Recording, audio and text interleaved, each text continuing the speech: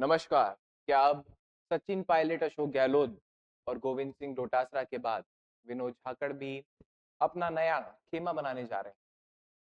कांग्रेस में ऐसा क्या हो रहा है जिसके बाद कांग्रेस के सभी नेता अपना अपना संगठन मजबूत करने में लग गए? या फिर ये कहें कि जैसे ही किसी बड़े नेता के पास कोई बड़ा पद आ जाता है या फिर वह नेता थोड़ा-सा मजबूत हो जाता है कांग्रेस में, अपना गुट बनाने लग जाता है। इसका उदाहरण भी सामने है। गोविंद सिंह डोटासरा और टीकाराम जूली जैसे नेता जो कभी अशोक गहलोत के करीबी माने जाते थे, अब अपना अलग खेमा बना चुके हैं। वहीं बात करें दूसरी तरफ सचिन पायलट की टीम की भी, तो अब वह बिखरती दिखाई दे रही है। चाहे वह अभिमन्यु पूनिया हो, मुकेश भाकर हो या अब विनोद झाकड़ हो, सब के सब अब अपना संगठन बनाने में लग गए।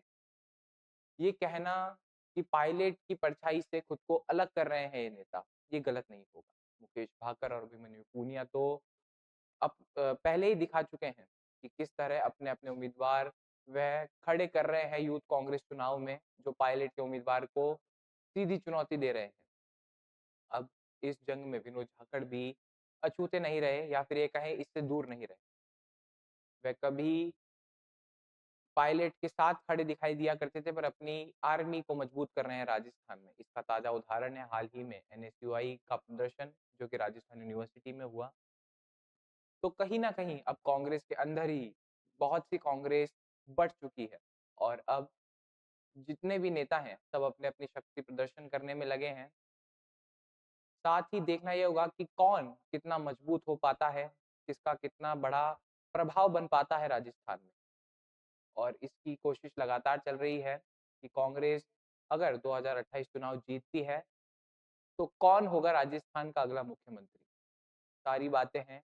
एक तरफ अशोक गहलोत नारा देते हैं, चौथी बार गहलोत सरकार वरना भजन लाल बरकरार। दूसरी तरफ पायलट, जिन्हें अपनी टीम को मजबूत करने के लिए जिन लोगों को ऊँचे पदों पर बैठाते हैं, वह खुद ही अपनी टीम बनाने में लग जाते हैं। सबसे बड़ा उदाहरण विनोद झाकड़ है।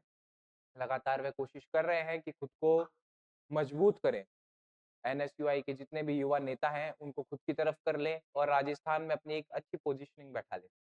अब देखना होगा कि जो यूथ कांग्रेस के चुनाव हैं, उसमें कौन बाजी मारता है?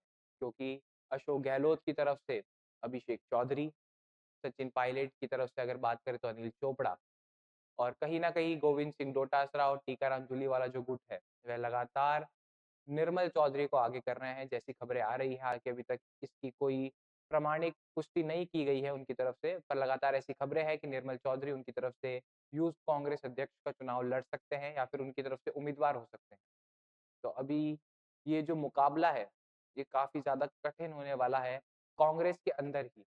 ये तो लड़ाई जब यूथ कांग्रेस, जो कांग्रेस का ही एक संगठन है, उसके अंदर अगर ये लड़ाई हमें देखने को मिल रही है, तो 2028 चुनाव में कांग्रेस कांग्रेस से लड़ेगी या कांग्रेस बीजेपी में भजन लाल सरकार से लड़ेगी? खैर, सवाल बहुत सारे हैं इस बारे में। आपका क्या मानना है, आपके क्या विचार हैं, हमें ज़रूर बताएँ। ऐसी और खबरों के लिए, ऐसी और जानकारियों के लिए बने रहें हमारे साथ, तब तक के लिए धन्यवाद।